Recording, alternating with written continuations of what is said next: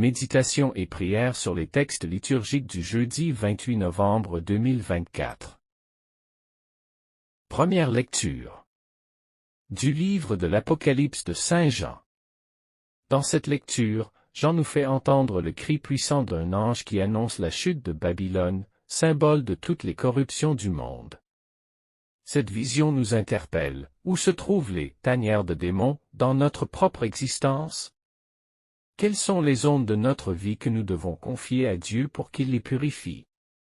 La destruction de Babylone nous rappelle que tout ce qui s'oppose à Dieu finira par tomber. Prenons un moment pour prier, demandant à l'Esprit Saint de nous éclairer sur les aspects de notre vie qui ont besoin d'être renouvelés.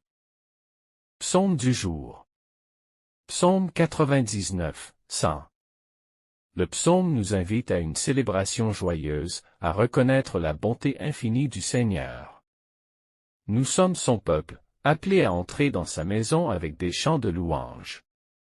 Même dans les moments de lutte, notre cœur peut se remplir de gratitude. Réfléchissons à toutes les grâces que nous avons reçues, même les plus petites.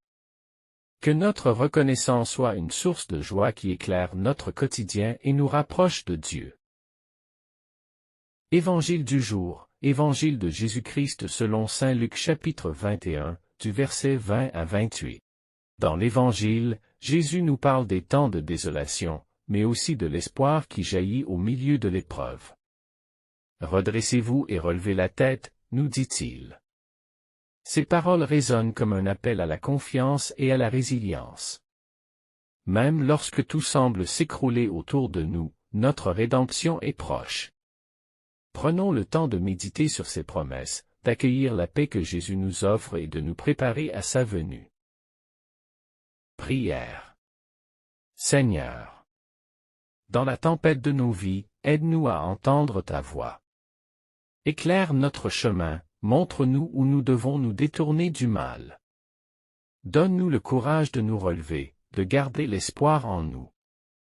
Même lorsque les signes de désespoir se multiplient autour de nous.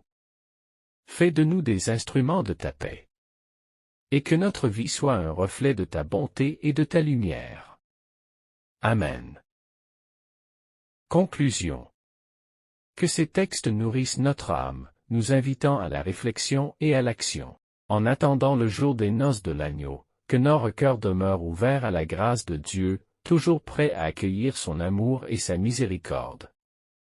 Que chaque moment de prière nous rapproche un peu plus de lui, transformant nos vies en un écho de sa gloire.